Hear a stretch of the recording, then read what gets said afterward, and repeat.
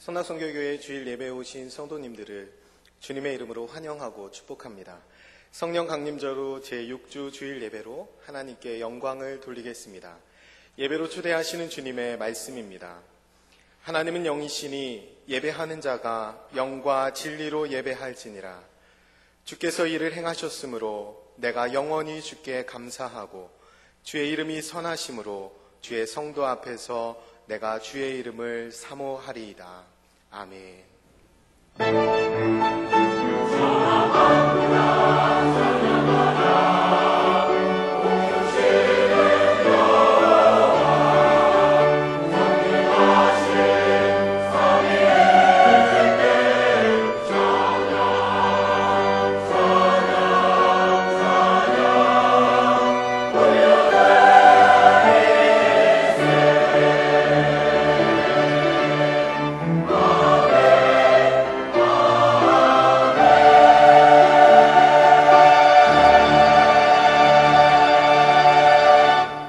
형제자매 여러분, 예수 그리스도의 십자가와 부활에 대한 신앙 고백 위에 그리스도의 몸인 교회가 세워졌습니다.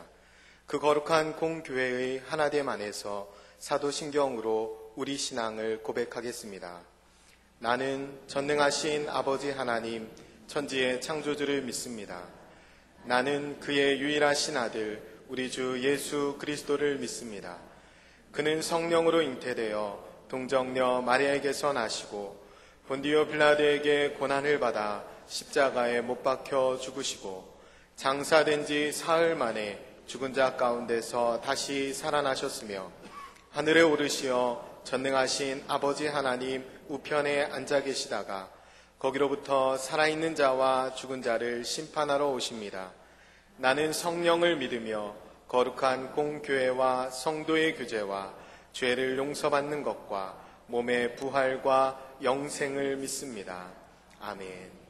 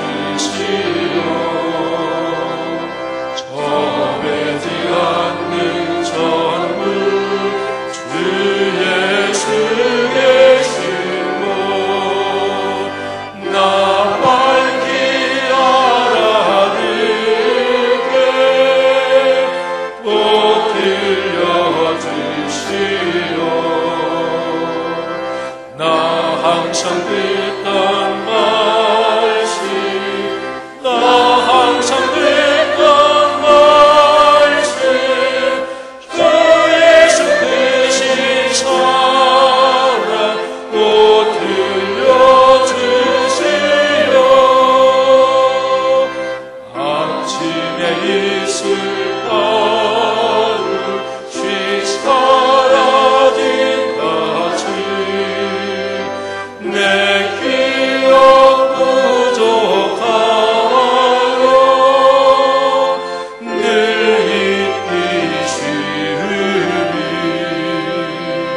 자가라 읽기 쉽게 늘 말해주시오.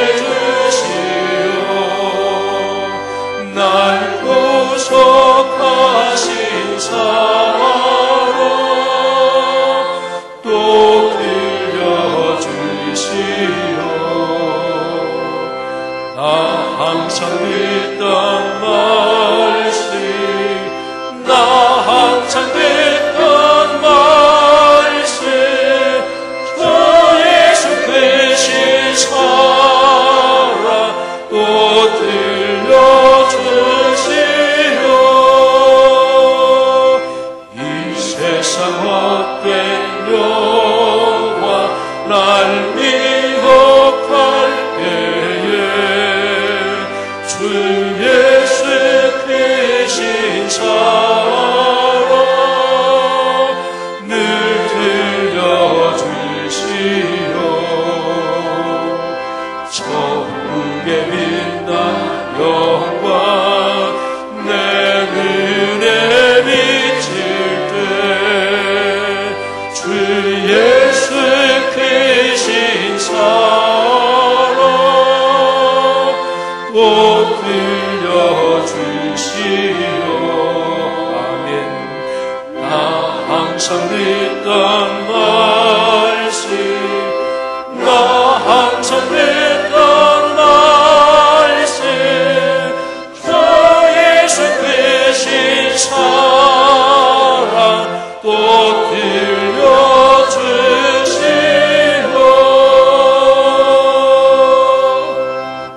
아멘. 다 자리에 앉아 주십시오. 마음을 모아 하나님 앞에 기도 올리겠습니다.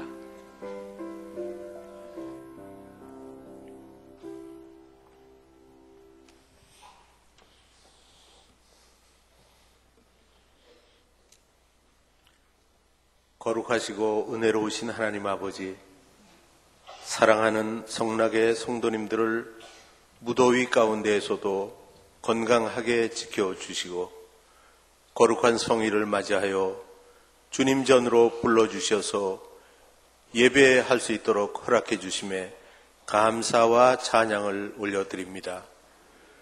먼저 지난 한 주간 동안에도 세상에서 지은 크고 작은 허물과 죄를 용서하여 주시고 우리의 마음과 영혼이 주님의 피 공로에 힘입어 성결케 하여 주시옵소서.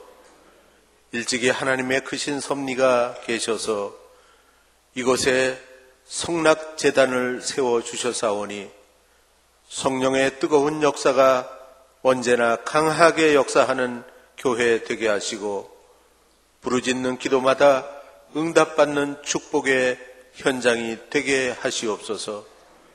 무엇보다도 이 교회가 하나님의 기쁨이 되며 하나님의 크신 계획을 온전히 순종하는 교회가 되게 하여 주시옵소서. 이 땅의 모든 정치 지도자들에게 은총을 베풀어 주시고 정의와 평화의 길로 인도하옵소서. 날로 세속화되고 죄로 물들어가는 이 땅에서 깨어 기도하며 맡겨진 직분을 잘 감당하게 하옵소서. 화평한 삶을 통하여 때를 얻든지 못 얻든지 간에 주님의 말씀대로 살기 원하옵고 허락하신 영적인 안목으로 주님의 사역을 이루어가게 하옵소서. 사랑의 주님, 이 나라 이 민족을 사랑하사 남과 북 이 민족 전체를 기억하여 주시고 모든 교회를 섬기는 성도님들과 낯선 곳에서 복음을 위해 헌신하시는 선교사님들을 축복하여 주옵소서. 이 뜨거운 계절에 우리의 삶이 주님의 은혜와 축복으로 온전히 열매를 맺게 하시옵소서. 거룩하신 하나님, 지영은 담임 목사님께 지혜와 능력과 성령의 충만함 주셔서 우리 모두가 한마음이 되어서 말씀 삶 운동과 온 세계 선교를 실천함으로 하나님의 영광을 온전히 드러내는 귀한 성락 공동체로 삼아 주시옵소서. 복음 사역을 위해 늘 애쓰시는 박대희 원로 목사님의 건강도 보살펴 주시옵소서. 중국 선교를 무사히 마치고 돌아온 선교팀을 축복하시고 뿌려진 복음의 씨앗들이 아름다운 결실로 열매 맺게 하여 주시옵고 모든 민족과 나라에 십자가의 복음을 전하도록 온 세계에 12개 선교센터를 세우는 목표를 놓고 간구하는 우리의 기도에 응답하여 주시옵소서. 이제 말씀을 증거하시는 목사님에게 성령님이 함께 계셔서 저희 각자의 마음에 감동을 주시고 영적 기쁨이 충만한 시간이 되게 하여 주시옵소서. 말씀을 전하시는 중에 모든 어려운 문제들이 해결받고 질병이 치유되며 상처가 회복되어 생명이 살아나는 역사가 일어나게 하여 주시옵소서. 이 시간 찬양으로 섬기는 샬롬 찬양대 축복하셔서 영혼의 찬양을 통하여 주께 영광 돌리게 하옵소서. 예배 모든 순서와 묵묵히 섬기는 봉사자들의 헌신을 통해서 하나님 홀로 영광 받으시기 원하오며 우리 주 예수 그리스도의 이름으로 기도드립니다. 아멘. 하늘에 계신 우리 아버지, 아버지의 이름을 거룩하게 하시며 아버지의 나라가 오게 하시며 아버지의 뜻이 하늘에서와 같이 땅에서도 이루어지게 하소서. 오늘 우리에게 일용할 양식을 주시고 우리가 우리에게 잘못한 사람을 용서하여 준 것 같이 우리 죄를 용서하여 주시고 우리를 시험에 빠지지 않게 하시고 악에서 구하소서. 나라와 권능과 영광이 영원히 아버지의 것입니다. 아멘.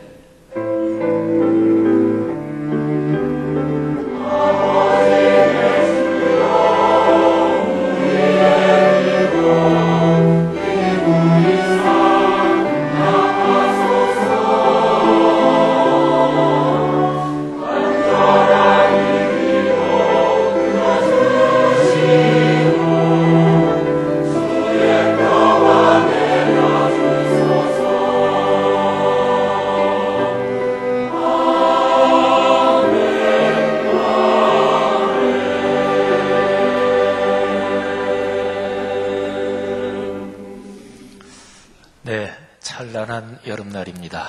또 비도 많이 왔는데요. 비 때문에 피 없으시기를 바라고요. 하나님의 축복이 또 이 한 주간도 여러분의 삶에 넉넉할 줄 믿습니다.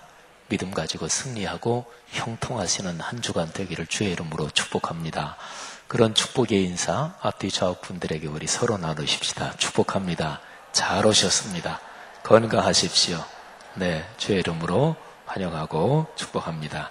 감사합니다. 태아 영화부 축복합니다. 고맙습니다. 우리 샬롬 찬양대 하늘의 평화 또 땅의 축복 함께 하시기를 바랍니다. 연주자들 감사합니다. 오늘 우리 교회 찾아 나오셔서 가족이 되신 두 가정 소개합니다. 우리 김현숙 씨, 우리 하진이, 에린이 두 아이와 함께 우리 교회 가족으로 등록해 주셨고 또 곽종우 씨 자리에서만 한번 잠깐 일어나 주시면 저희가 박수로 한번 환영하겠습니다. 어디 계십니까? 네, 자리에서만 박수로 환영하겠습니다. 환영합니다. 잘 오셨습니다. 고맙습니다. 네, 안녕하시고요. 우리 교회 오셔서 새가족부에서 교회 소개도 받으시고 새가족부 수료하신 네 분 또 격려하겠습니다. 김한순 집사님과 같이 공부하신 김순희 씨, 류정희 안수 집사님과 공부하신 손윤철 씨, 조춘자 권사님과 공부하신 박현주 씨, 윤석영 씨. 자리에서 한번 잠깐 일어나 주시, 어디 앉아 계십니까? 네, 이쪽에 박수하겠습니다. 네, 늘 행복하십시오. 고맙습니다. 감사합니다. 우리 주보 12면 보시면 도시락 콘서트 있습니다. 다음 주간 화요일에 우리 교회 1층에서 있습니다. 이 성동구 도시재생지원사업의 일환으로 진행되는 것인데, 이날 오신 분들 100명에게는 점심 식사가 간단하지만 되도록 도시락과 컵과일을 무료로 드립니다.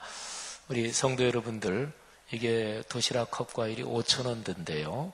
그래서 내가 동네 분한테 한 사람 내가 식사 대접하겠다, 커피 한 잔 사신다 생각하고 한 사람 이렇게 하실 분들은 최기용 목사님이나 또는 사무실에 얘기해 주시면 되겠습니다. 주보 8면 9면에 지지난 주간에 있었던 꿈새 하프타임, 개근자, 정근자, 또 예물들이 신분 명단 나오는데, 주보에 나오는 모든 명단은 착오가 있으면 교구 목회자 총무님 또는 사무실에 말씀해 주십시오. 4면에 교육부 여름 사역이 계속되고 있습니다. 꼭 기도해 주시고, 밑에 기관부서 정기 모임, 오늘 안수집사회, 권사회 모임 있습니다. 3면 한번 참고해 주시지요. 매년 하는 작년부 여름 성경 주일, 7월 마지막 주일에 있습니다. 주제가 성서와 명화, 기독교 역사에 있는 성경을 주제로 한 아주 멋진 작품들 10점을 우리가 교회 여기저기 게시하고 진행할 텐데, 자세한 광고는 다음 주일에 나오도록 하겠습니다. 중국 선교부 참 잘 다녀오셔서 중심으로 감사 올립니다. 계속되는 국내 해외 대외 선교 사역들 하나님이 축복하실 것입니다. 싱크 부서가 이번 주간에 신안군 지도 그쪽으로 슬로우스쿨 하시는 정혜양 김주성 목사님 내분하시고, 또 우리 유장로님께서 이사장이신데 그 귀한 사역 도우러 내려갑니다.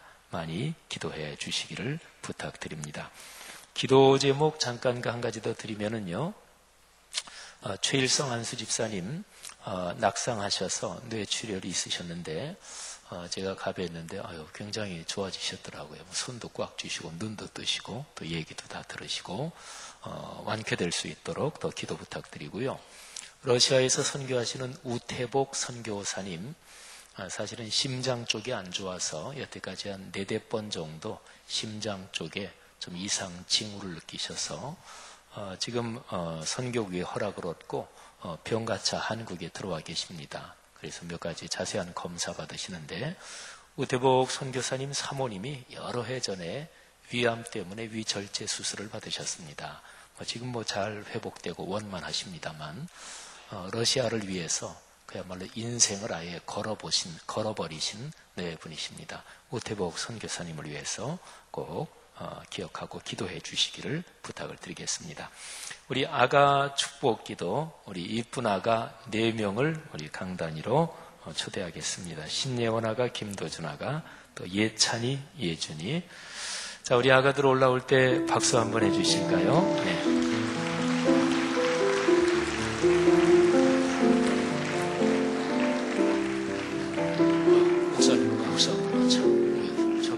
졸려?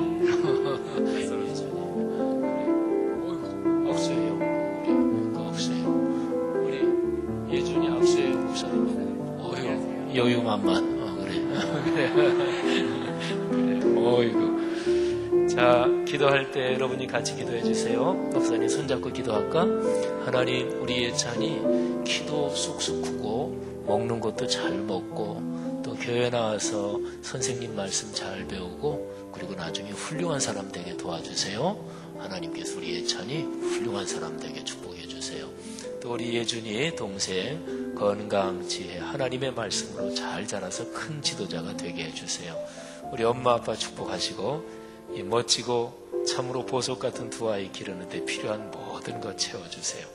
하나님, 우리 도준이 축복해 주세요. 우리 멋진 도준이 키도 쑥쑥 크고 밥도 잘 먹고 엄마 아빠 말씀도 잘 듣고 교회 와서는 하나님 말씀 잘 배워서 훌륭한 사람 되게 하나님이 축복해 주세요. 하나님께서 우리 도준이 엄마 아빠 큰 복을 주시고 이 아이 기르는데 필요한 모든 것 채워주세요. 하나님, 예준이 기도도 너무나 잘해요. 하나님께서 우리 여유만만 예준이 큰 지도자가 되게 하시고 이 아이를 통해 하나님의 영광 보여주십시오. 하나님께서 우리 예언이 하나님께서 이 이쁜 아가를 축복하시고 가서 훌륭한 사람 되게 하시고 오빠와 더불어 큰 인물 되게 하시고 우리 엄마 아빠에게 이 멋지고 보석 같은 아이들 기르는데 필요한 것 풍성하게 넉넉하게 주옵소서. 예수님 이름으로 축복하며 기도합니다. 아멘. 자, 고맙습니다. 인사하고 들어가겠습니다. 박수해 주세요. 어이구, 배꼽 인사도 잘하네.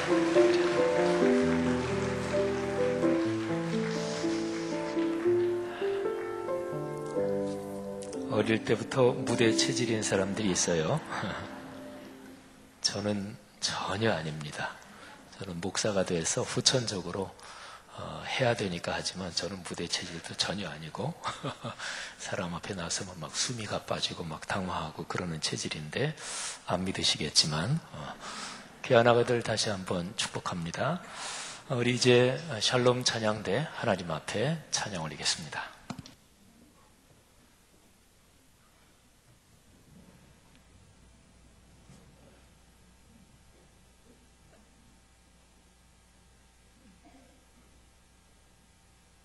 주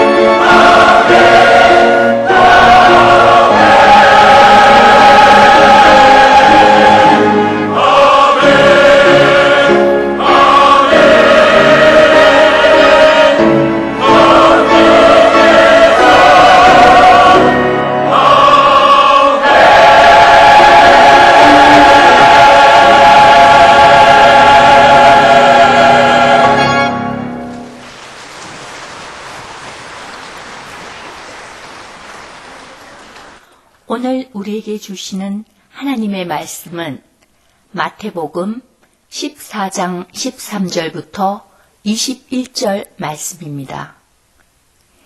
예수께서 들으시고 배를 타고 떠나사 따로 빈들에 가시니 무리가 듣고 여러 고을로부터 걸어서 따라간지라. 예수께서 나오사 큰 무리를 보시고 불쌍히 여기사 그 중에 있는 병자를 고쳐주시니라. 저녁이 되매 제자들이 나와 이르되 이곳은 빈들이요 때도 이미 저물었으니 무리를 보내어 마을에 들어가 먹을 것을 사 먹게 하소서. 예수께서 이러시되 갈 것 없다. 너희가 먹을 것을 주라. 제자들이 이르되 여기 우리에게 있는 것은 떡 5개와 물고기 2마리 뿐이니이다. 이러시되 그것을 내게 가져오라 하시고 무리를 명하여 잔디 위에 앉히시고 떡 5개와 물고기 2마리를 가지사 하늘을 우러러 축사하시고 떡을 떼어 제자들에게 주시매 제자들이 무리에게 주니 다 배불리 먹고 남은 조각을 12바구니에 차게 거두었으며 먹은 사람은 여자와 어린이 외에 5,000명이나 되었더라. 아멘. 아멘. 말씀을 해석하고 풀어주시는 성령님, 그래서 우리와 같이 계시는 그 성령 하나님의 축복이 여러분 모두에게 함께하기를 바랍니다. 거룩하신 말씀을 통해 우리의 삶에 넘치도록 필요한 모든 복을 채우시는 하나님의 은혜가 오늘 이 설교 말씀을 통해 여러분의 삶에 강하게 또 넉넉하게 역사하기를 주의 이름으로 축복합니다. 유대인들은 아이들에게 물고기를 주지 않고 물고기 잡는 방법을 가르쳐 준다고 하지요. 그러니까 삶에 필요한 것을 그것을 직접적으로 주지 않고 그것을 얻을 수 있는 방법을 가르쳐 준다는 것입니다. 많이 들은 얘기겠지만 참 멋진 교육 방법이지요. 멋진 교육 철학입니다. 그래서 삶에 필요한 어떤 것보다 그거를 얻을 수 있는 방법을 아는 것이 더 중요합니다. 그런데 방법보다 더 중요하고 더 근원적인 게 하나 또 있습니다. 그거는 방향에 대한 것입니다. 그러니까 물고기 직접 주는 것보다 물고기 잡는 방법을 가르쳐 주는 게 더 좋고요. 그 다음에 물고기를 잡는 방법보다 물고기를 잡는다, 여기에 연관된 방향을 가르쳐 주는 거예요. 그러니까 이런 거지요. 물고기는 왜 잡지? 사람의 삶에서 먹는 게 왜 필요한 거지? 사람은 왜 먹고 사는 거지? 인생의 목적이 무엇이지? 이런 거지요. 그러니까 근원적인 방향을 얘기하는 것입니다. 보통 표현하는 말로 하면 삶의 가치관 또는 삶의 철학 또는 자기가 보는 세계관, 인생관 이런 것이지요. 가장 큰 틀은 방향입니다. 그리고 그 방향이 근거해서 구체적인 삶의 방법이 나오고 그리고 구체적인 어떤 열매들을 얻는 것이지요. 방향이 중요하고 그리고 삶의 근본적인 인식이 중요합니다. 그래서 많이 들은 얘기 중에서 속도보다 방향이 중요하다. 이런 얘기 기억하시죠? 방향이 잘못되면 속도가 빠를수록 인생에서 큰 실패를 경험합니다. 그러니까 방향이 잘못돼 그래서 다른 방향으로 가고 있으면 속도라도 느려야 그래야 돌이킬 가능성이 있지. 잘못된 방향으로 엉뚱한 방향으로 가고 있으면서 무지무지하게 속도가 빠르면 다시는 되돌이킬 수 없는 그런 상황에 이르게도 되는 거죠. 어쨌든 방향이 중요하고 그리고 방법은 거기에 따라서 연결되는 후속적인 거라고 볼 수 있습니다. 방향은 큰 틀이고 방법은 구체적인 실천입니다. 방향은 마땅함 또는 당위성입니다. 마땅히 사람이 그래야지. 사람이라면 자고로 그렇게 살아야지. 마땅함, 당위성이고 방향은 구체적인 가능성이며 효율성입니다. 방향은 대의 명분이고 그리고 방법은 작전이라고 할 수 있습니다. 오늘 여기 성경 본문에 예수님의 가르침에서 이 두 가지를 읽어낼 수 있고 또 교훈을 받을 수 있습니다. 우리 성도들이 성경에 기록된 여러 가지 얘기 가운데 아마도 가장 유명한 얘기 몇 가지 가운데 하나지요. 오병이어의 표적 사건입니다. 저희 표적 사건으로 구체적으로 들어가기 전에 간단한 질문 하나를 드려보겠습니다. 자, 둘 중에 하나 고르시는 거예요. 인생길을 살아가면서 받으면서 사시는 게 좋습니까? 주면서 사시는 게 좋습니까? 주면서. 예. 주저함도 없이 그냥 금방 대답을 하시네요. 받으면서 사는 거, 주면서 사는 거. 근데 엄밀하게 말하면 둘 다 사람은 다 필요합니다. 그러니까 받으면서만 사는 사람은 세상에 없어요. 주면서만 사는 사람도 세상엔 없습니다. 일반적으로 보면 어렸을 때는 태어나서 그때는 거의 다 받아야만 삽니다. 그래야만 생존해요. 엄마가 우유도 먹여주시고 전 먹여주시고 또 기저귀도 갈아주시고 이렇게 해서 거의 갓난 아이는 받으면서만 삽니다. 점점 어른이 된다는 것은 어떤 것을 뜻하는 것일까요? 인생의 시간이 지나서 나이만 많이 먹는다고 어른이 되는 게 아니다. 이거는 누구나 다 압니다. 어른이 된다는 것은 제가 드린 질문으로 한다면 받는다, 준다. 이 두 개에서 주는 게 사람의 삶에서 필요하구나. 주는 것이 얼마나 가치 있고 보람 있는지 그거를 점점 알아가고 깨달아가는 거. 이게 성장하는 과정 또 어른이 되는 과정이라고 얘기할 수 있습니다. 자, 받는다, 준다. 둘 중에서 사실은 어느 하나만 반드시 이게 행복하다, 반드시 이게 행복하다. 그렇게는 얘기할 수 없는 점이 물론 있겠지요. 사람에 따라 다르지만 이런 분들이 있어요. 진짜로 남에게 신세 안 지고 사시는, 그러려고 무던히도 애쓰는 분들이 있습니다. 근데 그런 분들 중에서 성격이 조금 이게 까칠하면 그런 사람은 참 대하기 힘듭니다. 그러니까 나는 남에게 신세 안 져. 뭐 이런 사람 있잖아요. 그러면서 성격이 좋으면 괜찮은데 성격이 까칠하면 나는 남에게 절대 신세 안 진다. 이런 거를 내세우면서 그러면은 그런 사람은 대하기 힘든 그런 부류 중에 하나입니다. 남에게 신세 안 지는 사람이 어디 있어요? 여름날의 찬란한 태양과 가을의 아름다운 절기 이런 거는 그 사람이 받고 사는 거지 그 사람이 만든 거예요? 그렇지 않잖아요. 사람은 근본적으로 받으면서 살고 또 줘야 보람 있고 가치 있는 삶을 삽니다. 그러니까 아까 여러분들이 받으면서 사는 거, 주면서 사는 거 어떤 게 복이 있습니까? 둘 중에 하나 고르십시오 그랬더니 주면서 사는 거 고르셨는데 그런데 성경에 그런 얘기가 나와요. 그래서 둘 중에 하나 딱 골라 잡으면 어떤 게 더 좋다, 어떤 게 더 복이 있다 이 얘기가 성경에 기록이 돼 있어요. 사도 바울이 주 예수 그리스도의 말씀을 인용해서 이렇게 얘기합니다. 우리 주님 예수께서 말씀하시기를 받는 것보다 주는 것이 더 복이 있다 하셨다. 이 말씀을 기억하셔야 합니다. 이게 사도 바울의 얘기예요. 성도 여러분, 더 복이 있는 쪽을 선택하시기를 바랍니다. 그쪽을 꽉 쥐시기를 바랍니다. 좋은 거니까, 더 복이 있는 거니까 쥐고 놓지 마셔요. 하나님께서 우리 성도들이 남에게 넉넉하게 베풀고 줄 수 있도록 그런 하늘의 복을 내려주시기를 축복합니다. 오병이어의 표적 사건에서 예수님께서 사람들을 쭉 가르치시면서 이제 저녁 때가 됐습니다. 예수님이 사람들을 가르치신 장소는 빈들, 그러니까 인가도 없고 사실은 그런 곳이었습니다. 많은 사람들이 예수님의 말씀을 듣기 위해 따라왔는데 오늘 본문을 보니까 여자와 어린아이 빼고도 어른 남자만 한 5,000명쯤 됐다고 했습니다. 그러면 전체적으로는 한 15,000명 이상 이렇게 되는 인원이지요. 저녁 때가 되니까 제자들이 걱정이 됐습니다.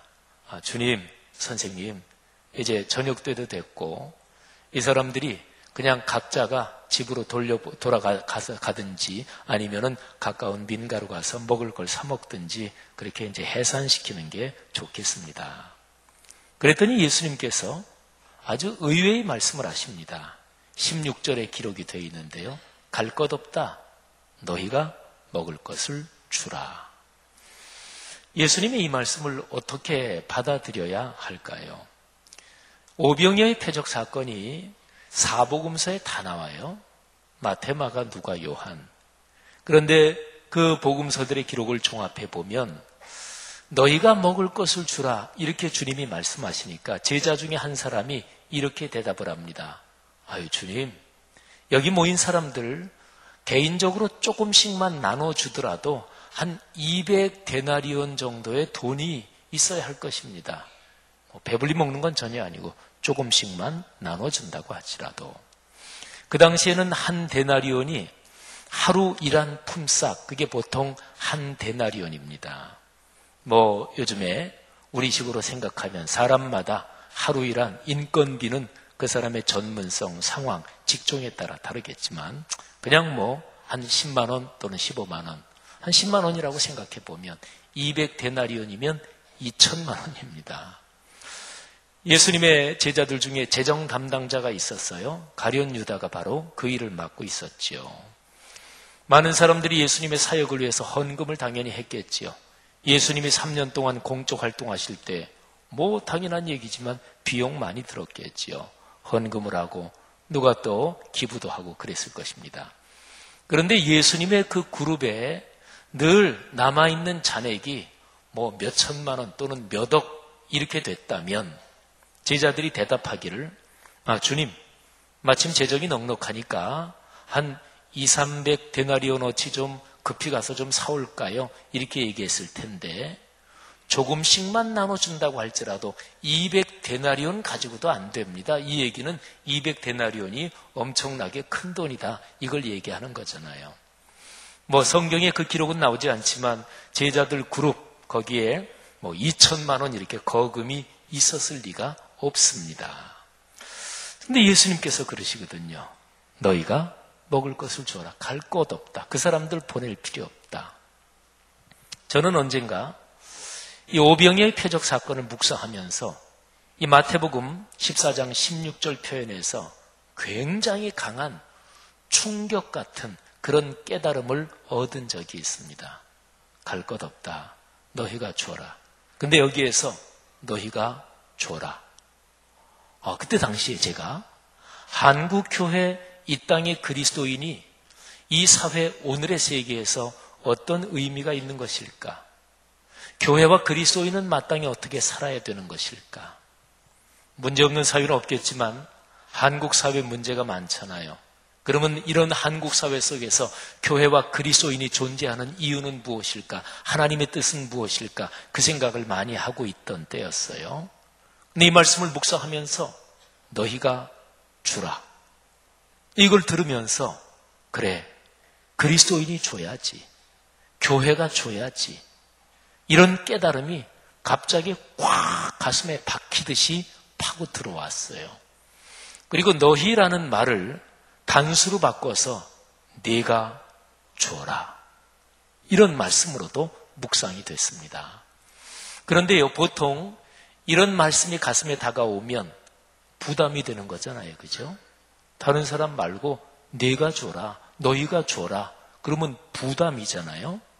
그런데 그때 제 마음속에는 이 깨달음이 부담으로 다가오지 않았습니다. 굉장히 기쁘고 긍정적인 자존감이 막 이렇게 커지는 것을 느꼈어요. 이유가 이렇습니다. 너희가 줄 수 있다. 너희가 줘야 된다. 이 얘기는 주님께서 이렇게 말씀하시는 거예요. 너희가 중요한 존재다. 너희가 주연이고 주역이고 주인공이다. 세상에 문제가 많은데 그 문제를 푸는 사람이 리더잖아요. 그렇죠. 문제를 풀고 문제를 해결하는 사람을 리더라고 그래요. 근데 주님께서 한국 교회와 그리스도인에 대해서 말씀하시는 거예요. 너희가 리더야. 너희가 주는 거야. 그러니까 이게 부담이 아니라 하나님께서 한국 교회와 이 땅의 그리스도인 또 저 개인하고 연관해서 묵상도 되면서 얼마나 우리를 또 저를 소중하게 생각하시고 하나님의 아끼시고 중요한 존재로 하나님께서 축복하시는구나 이런 생각이 들면서 부담이 아니고 제 마음속에 굉장히 긍정적이고 밝은 자존감이 이렇게 커지고 든든해지는 것을 느꼈습니다.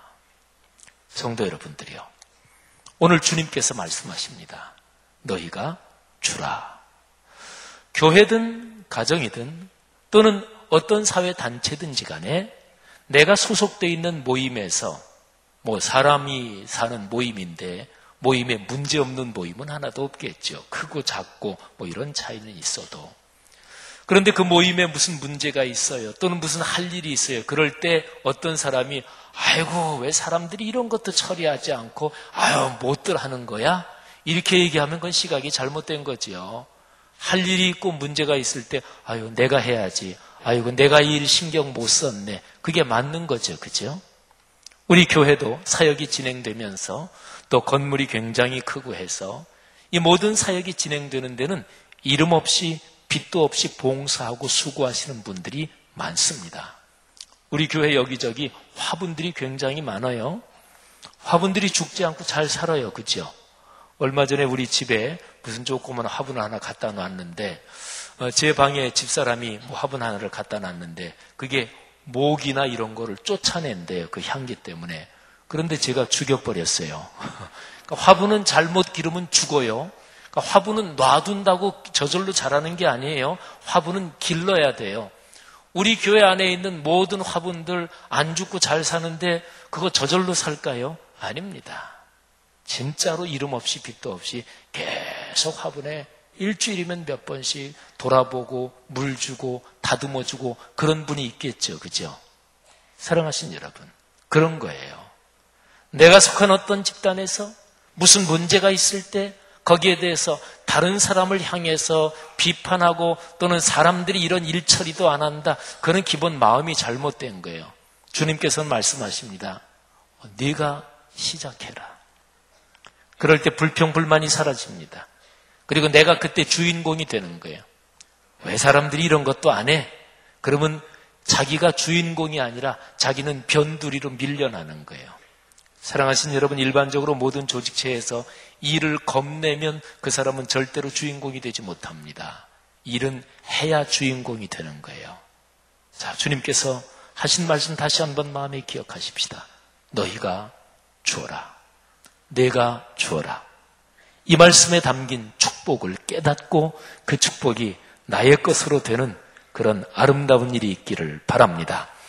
오늘 여기 오병이의 표적에서 주님은 두 마디 말씀을 하십니다. 첫 번째가 지금 드린 말씀이에요. 16절 너희가 주라. 그리고 두 번째는 18절에 나와요. 말씀드린 대로 제자들이 너무나 당황스럽고 황당하잖아요. 이 많은 사람에게 어떻게 먹을 걸 주라는 말씀이실까?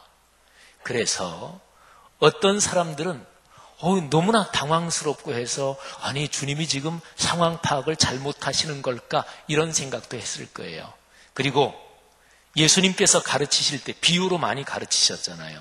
그래서 제자들 중에 어떤 사람은 주님이 또 비유적으로 말씀하시는 거지 이렇게 생각했던 제자들도 있었을 거예요. 그런데 어떤 제자 하나가 이렇게 대답합니다.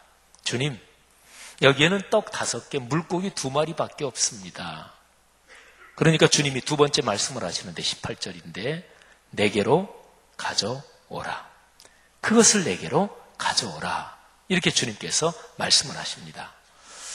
이 두 번째 말씀을 듣고도 제자들은 아마 당황하는 마음이 더 깊어졌을 거예요. 여기 떡 5개, 물고기 2마리 있는데 주님 이걸 가지고 좀 어떻게 안 될까요? 제자들이 그 생각하고 그 말씀 드린 거 아니겠죠. 그건 상식적이잖아요. 떡 5개, 물고기 2마리를 우리가 하는 말로 누구 코에 붙여요. 우리말이 참 재밌어요. 그죠? 먹는다는 거를 코에 붙인대요. 그러니까 입에 들어가기는커녕 코에도 못 붙인다는 얘기니까. 여러분, 떡 5개, 물고기 2마리 이거는 제자들이 주님 불가능합니다. 빨리 보내셔야 됩니다, 사람들을. 그런 말이지요. 근데 주님께서 내게 가져오라. 두 번째 말씀을 하십니다. 아까 말씀드린 대로 주님이 계속해서 무슨 비유로 말씀하시는 거지, 상징적으로 말씀하시는 거지, 이런 생각을 했을 것입니다.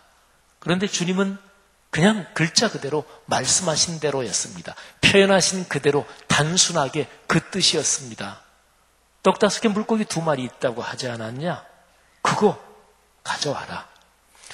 아마 주님께서 내게로 가져오라 이렇게 말씀하실 때 그때 제자들이 아무 소리도 안 하고 또 다른 얘기도 안 하고 예, 주님 여기 있습니다. 그렇게 갖다 드리진 않았을 거예요. 내게 가져오라 그러니까 예? 아니 이거 주님께 드리라고요. 주님께 가져오라고요. 이거요. 아마 반문했을 거예요. 상황을 한번 충분히 생각해 보세요. 그렇잖아요.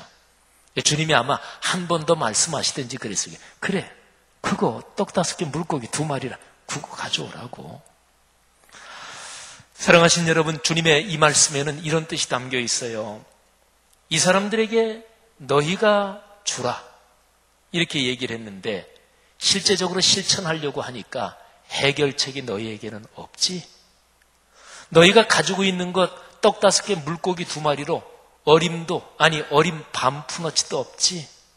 불가능하지 아예. 너희에게는 길이 없지만 내게는 길이 있다. 너희에게는 방법이 없지만 너희가 있는 현실적인 그 상황 속에서 내게는 방법이 있다. 내게 가져와라. 이런 뜻이 담겨 있습니다. 여러분 한번 잘 생각해 보세요. 주님께서 첫 번째로 하신 말씀 너희가 주라. 두 번째로 하신 말씀 내게 가져오라. 첫 번째로 하신 말씀은 방향이에요. 큰 틀이에요. 누가 줘야 돼요? 예수 믿는 사람이 줘야 돼요. 아니 그러면 그리스도인이 줘야지, 그리스도인이 가진 게 없어가지고 남에게 받으며 살면 되겠어요? 교회가 줘야지 세상에, 그잖아요. 지금 말씀하시는 예수님은 하나님의 아들이시고 삼위일체 안에서 하나님 자신이십니다. 세상이 심히도 빈곤하고 그리고 죄 때문에 지옥에 갈 운명이 돼서 그래서 하나님께서 이 세상에 생명을 주시려고 구원을 나누어 주시려고 이 세상에 가장 절실한 것을 베풀어 주시려고 하나님이 사람 몸을 입고 세상에 오셨습니다. 그 하나님의 아들 성자 예수 그리스도 그분을 따르는 사람들은 당연하지요. 그 하나님께서 사람들에게 주시려고 세상에 오셨는데 그분을 따른 제자들도 그거를 넉넉하게 세상에 줄 수 있어야 되는 거지요. 그러니까 예수님께서 말씀하시는 거예요. 너희는 줘야 된다. 이게 큰 방향에 너희가 줘라. 자, 그런데 큰 방향은 그런데 구체적인 방법은 그러면 어떻게 줄까요? 근데 가진 거는 떡 5개 물고기 2마리밖에 없단 말이에요. 구체적인 방법을 찾으려니까 제자들에게는 불가능해요. 그때 주님이 방법 내게 있다. 가져와라. 여러분, 주님은요, 방향, 방법 2가지 중에서 방향을 먼저 정하십니다. 이게 주님의 방식, 주님의 방법이에요. 근데 보통 사람은 어떤 일을 하려고 생각할 때 방법부터 생각하고요, 가능성, 효율성부터 생각합니다. 그 일이 가능해? 그 일이 효율적이야? 이익이 많이 나겠어? 이거부터 먼저 생각해요. 그게 잘못된 거 아니지요? 사람으로서 너무 당연하잖아요. 근데 방법부터 먼저 생각하니까 큰 방향을 보지 못하는 경우가 많이 있어요. 방법부터 생각하면 사고가 이미 제한돼요. 고정관념에 사로잡혀요. 그래서 전에 해봤어. 이거 해보나 마나지. 그거 가지고 되겠어. 이런 얘기를 많이 하는 사람은 큰 방향, 틀 이런 데 대한 사고가 닫혀 있는 사람이에요. 여러분, 신앙 떠나서 한번 얘기해 볼게요. 예수 믿는다는 거 말고 어떤 종교를 가졌든지 종교를 가졌든 안 가졌든 상관없이 신앙 떠나서 한번 얘기해 볼게요. 인류 역사 가운데 남들이 생각하지 못하는 것을 생각하고 그리고 남들이 아이고 꿈이야, 망상이야, 공상이야, 소설 쓰네. 근데 이런 거 이룬 사람들이 있잖아요.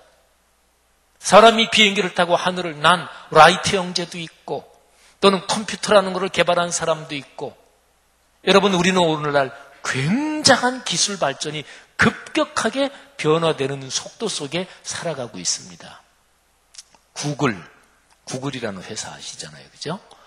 근데 구글이라는 회사가 하루에 처리하는 정보 처리의 분량이 얼마나 되는지 아십니까? 자, 구글이라는 회사가 그것도 지금 2017년 통계 아니에요. 2010년인가 그때 통계 벌써 7년 전에 그때 당시에 구글이라는 회사가 하루에 처리하는 정보 처리가 캐비넷 4단 캐비넷 한번 생각해 보세요. 4단짜리 캐비넷에 서류가 꽉 들어있어요. 그 캐비넷 4억 8천만 개. 우리 교회 성도들은 역시 통이 커요. 이 정도로 저는 놀라라고 이렇게 얘기했는데 4단짜리 캐비넷에서 서류가 꽉 찼는데 그런 캐비넷 4억 8천만 개 분량을 하루에 정보 처리를 다 한대요. 놀라지 않으셔도 괜찮겠어요. 뭐 원래 통 크게 사시는데 이렇게 기술 발전이 대단한 시대에 우리는 살고 있거든요. 근데 이런 모든 것들이 처음 시작은 어떤 한 사람이 만화 같은 얘기를 그런 생각한 거예요. 어떤 사람이 꿈 같은 얘기를 생각한 거예요. 그게 결국 이루어진 거예요. 그런 거예요. 큰 복을 받는 사람은 뭔가 달라요. 성경에 나타난 이런저런 복 주십시오. 이게 아니라 성경에서 말씀하는 예수님의 삶의 방식을 배워야 돼요. 그 근본 구조를 배워야 돼요. 그 태도를 배워야 되는 거예요. 사랑하신 여러분, 하나님께서 우리에게 주신 축복이 바로 그런 것입니다. 그래서 우리가 보통 얘기할 때 회사나 기업에서 많이 하는 게 있어요. 뭐냐면 브레인스토밍. 그러니까 뇌를 한번 유연하게 해보자 이런 거예요. 예를 들어서 여러분이 인생에서 제일 하고 싶은 일이 무엇입니까? 한 2가지, 3가지만 한번 해보세요. 뭐 세계일주여행 등등 다. 인생에서 제일 하고 싶은 일 뭡니까? 한번 지금 머릿속에 떠올려 보세요. 그런데 보나 안 보나 그거를 떠올리면서 뭐 예를 들어서 세계일주여행 아유, 그 돈이 많이 드는데 뭐 그 돈 어디 있겠어. 요 생각도 금방 들 거예요. 그죠? 그럼 벌써 착각하고 있는 거예요. 브레인스토밍이라는 게 돈 문제 하나도 걱정하지 말고 돈은 무한대로 있다. 예를 들어서 돈이 몇 조 있다. 이렇게 아예 생각하고 한번 생각하면 어떨까요? 그게 브레인스토밍이에요. 왜 그게 기업이나 이런 데서 필요한 줄 아십니까? 사람 속에 선입관념, 고정관념, 생각이 묶여있는 거 그거를 탈피해야 뭔가를 이룰 수가 있거든요. 이런 얘기 아마 들으셨죠? 어떤 신발 회사가 아프리카에 직원을 파견했어요. 아프리카에 시장성이 어떤가, 상품 판매 루트가 어떤가 생각해봐라. 근데 한 직원이 가서 보니까 아프리카 사람들 신발 하나도 안 신고 다닙니다. 여기서는 신발 팔 가능성이 없습니다. 또 한 직원은 신발 하나도 안 신고 다니는데 한 켤레씩만 팔아도 엄청난 시장입니다. 그거예요. 생각이 막혀 있으니, 사고가 닫혀 있으니 뭘 해요? 여러분, 뭘 먼저 생각해야 될까요? 예수님은 그러셨어요. 방향을 먼저 생각했어요. 방법은 그 다음이에요. 방향은 큰 틀이고 방법은 구체적인 실천입니다. 방향은 마땅함이며 당위성이며 방법은 가능성이며 효율성입니다. 방향은 대의명분이며 방법은 작전입니다. 방향은 하나님의 뜻이며 방법은 성령의 역사예요. 하나님의 뜻인지 먼저 물어봐야지요. 하나님의 뜻이면 그러면 뭘 더 물어요? 하는 거지요. 방법이? 그건 나중에 찾으면 되지요. 내가 못 찾는다고요. 성령께서 도와주시지요. 방향은 하나님의 뜻이에요. 그리고 방법은 길이에요. 자, 뜻과 길. 우리가 많이 하는 어떤 문장 하나 떠오르지 않습니까? 뭐가 있는 곳에 뭐가 있다고요? 뜻이 있는 곳에? 그럼요. 뜻이 없는데 길이 왜 보여요? 안 보입니다. 뜻이 있어야 길이 보이는 거죠. 하나님의 뜻이면 거기는 반드시 길이 있습니다. 예수 그리스도께서 말씀하십니다. 내가 곧 길이요 진리요 생명이다. 복음 전하는 선교는 하나님의 뜻일까요? 말할 것도 없죠. 뭘 그걸 물어봐요. 선교는 해야 돼요. 하나님의 뜻이에요. 그러면 하는 거예요. 길은 있지요. 하나님의 뜻인데 왜 길이 없겠어요? 방향은 말씀이며 방법은 삶입니다. 방향은 역사의 흐름이며 방법은 사회적인 상황입니다. 사랑하시는 성도 여러분들이요.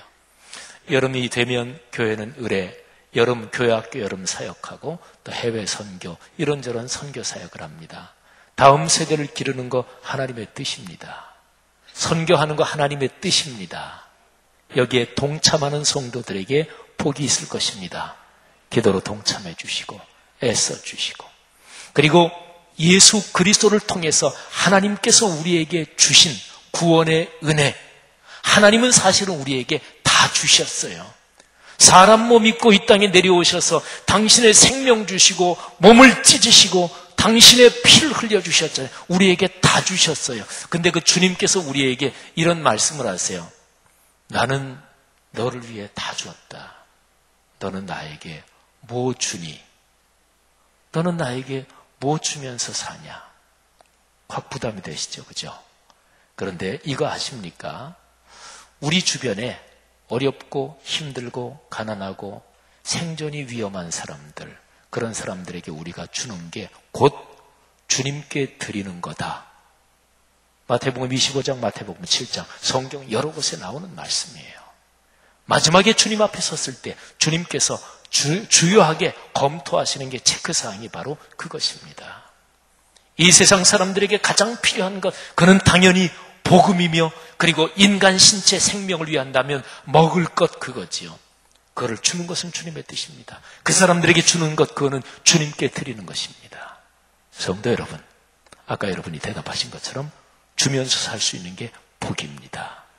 이 여름철에 그런 삶의 훈련이 우리에게 더 넉넉하기를 바라고, 여러분들의 가정 가문에 주님의 뜻에 따라 방향을 정하고, 그리고 기도하며 걸어갈 때 문들이 열리기를 바라고, 길이 나타나기를 바라고, 그리고 놀라운 표적과 기적이 나타나기를 주님의 이름으로 축복합니다. 기도합시다. 이 시간에 들은 말씀 가슴에 끌어안고 우리 기도하십시다. 하나님, 주님의 큰 방향 우리에게 임하게 하옵소서. 깨달음을 주옵소서. 그리고 그 큰 방향 마음에 꼭 끌어안고 하나님께서 우리에게 열어주시는 그 길로 걸어가도록 주여 축복하여 주옵소서. 우리 다 같이 통성으로 한번 기도하겠습니다. 하나님 아버지, 은혜를 진심으로 감사합니다. 주여 역사하여 주옵소서. 아버지 하나님, 우리가 오늘 말씀을 듣고 각 사람이 결단하며 기도합니다.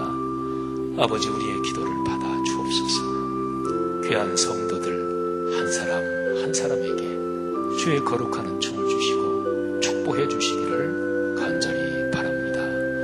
하나님, 이 시간에 진실한 마음으로 기도하는 성도들의 기도 속에 하나님께서 각 사람에게 안수해 주시고, 삶에서 풀어야 될 문제, 넘어야 될 산들, 또는 해결돼야 될 난제들, 오 주여, 다시 한번 주님의 뜻인지 묻게 하옵소서. 주님의 뜻이면 간구하게 하옵소서. 기도하게 하옵소서. 주님 앞에 문제거리 가지고 나가서 간절히 기도하며 주님의 지혜를 얻고, 또 주께서 성령을 통해 역사하시는 그 놀라운 일을 경험하게 하옵소서.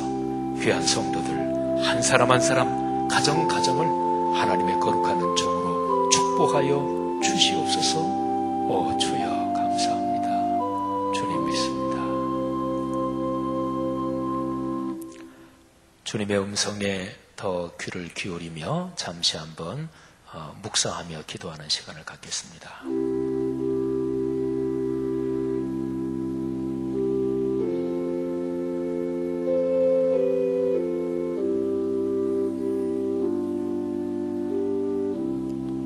복된 길로 걸어가기를 원하십니까? 그런데 제가 목사인데, 아무래도 목사니까 신앙생활 이면에서는 제가 전문가라고 할 수 있잖아요. 저를 보든지 성도들을 보든지 복된 길로 갔으면 좋겠다. 근데 진짜 간절히 바라는 사람은 생각보다 많지 않습니다. 안 많아요. 오늘 말씀을 통해서 하나님이 우리에게 깨달음을 주셨기를 바랍니다. 복된 길은 주면서 사는 것이고, 그리고 방향부터 먼저 정하는 것이고, 하나님의 뜻인지를 먼저 묻는 거죠. 하나님의 뜻이면 그러면 시작하는 겁니다. 기도부터 시작하고, 작은 것부터 시작하고, 남에게 나누는 게 복이다. 그러면 커피 한 잔 내가 내가 먼저 사고, 어디 어렵다 몇 천 원 도와주는 것도 하나님께는 마음이 담겼으면 엄청 큰 거 도와주는 거나 똑같은 거예요. 시작하는 겁니다. 길이 열릴 것입니다. 하나님이 하늘문을 열어주실 거예요. 길이 안 보이면 그러라고 기도가 있는 거지요. 기도하는 거예요. 기도했는데도 응답 안 된다. 그러면 작전 기도 하시는 거지요.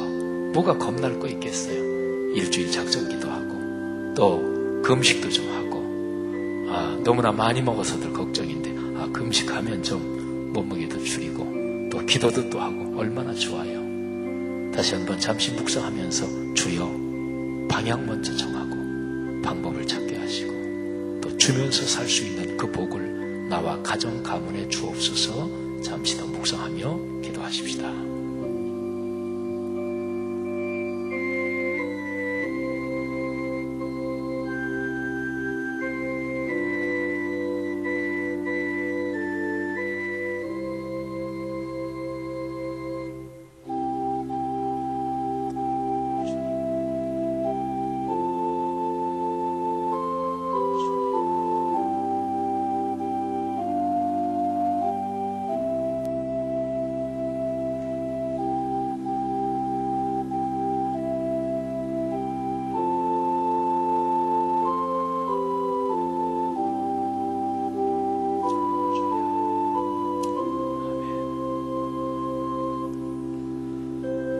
하나님 아버지 은혜를 감사합니다. 주 예수께서 말씀하신 것처럼 주면서 사는 복된 인생, 그런 우리들의 가정 가문 되기를 원합니다.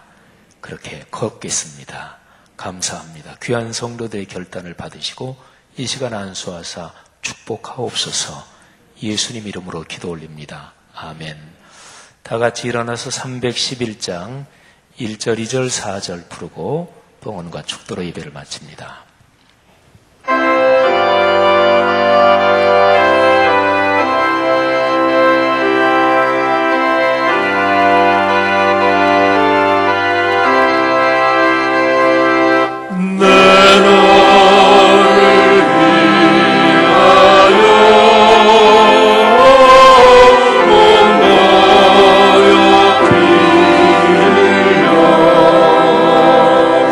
내 죄